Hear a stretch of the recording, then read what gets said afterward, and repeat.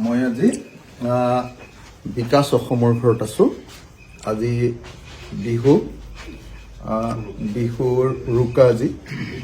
এই উৰুকাৰ দিনা এইখন ঘৰ আমাৰ শিৱসাগৰ বিধানসভা সমষ্টিৰ কোঁৱৰপুৰৰ বিখ্যাত কোঁৱৰপুৰ গাঁৱৰ বিকাশ অসমৰ ঘৰ। আৰু এয়া বিকাশ অসমৰ দেউতা। কালি আজি আপোনাক কুকুৰে কামুৰিলে নে কালি? আজি আকৌ দেউতাক মানে কুকুৰে কামুৰিছিলে, গতিকে হস্পিটেললৈ গৈছিলে, এইমাত্ৰ আহিলে। আৰু এয়া বিকাশ অসমৰ মা। মই মাক আজি মোৰ ঘৰত যেনেকৈ বিহুৰ দিনা মাক সেৱা কৰোঁ, যিহেতু বিকাশ নাই সেইকাৰণে মই বিকাশ অসমৰ মাকক অৰ্থাৎ মোৰ মাক এবাৰ সেৱা কৰিবলৈ আহিলোঁ, দেউতাকো সেৱা কৰিবলৈ আহিলোঁ। আৰু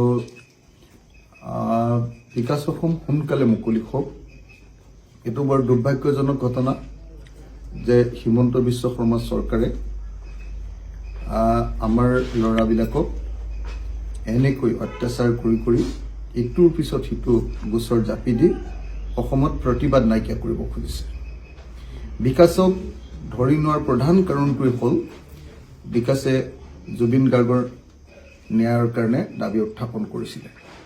আৰু সেই সময়ত হাজাৰ হাজাৰ মানুহে বিকাশক জুবিন গাৰ্গৰ ন্যায়ৰ দাবীটো উত্থাপন কৰোঁতে তাক সমৰ্থন কৰিছিলে।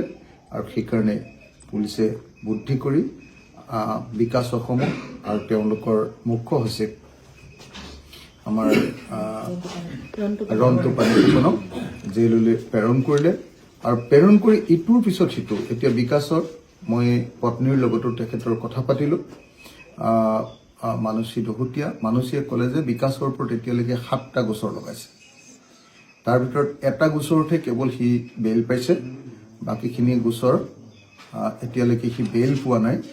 আমি আশা কৰিছোঁ ফেব্ৰুৱাৰী মাহৰ ভিতৰত বিকাশ ওলাই আহক।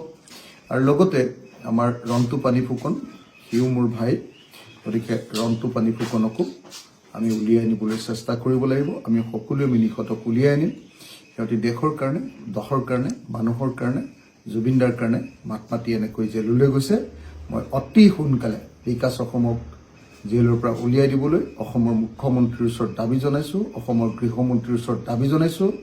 আৰু আজি অসমীয়াৰ বিহুৰ দিনটোত, উৰুকাৰ দিনটোত, ভোগালীৰ উৰুকাৰ দিনটোত মই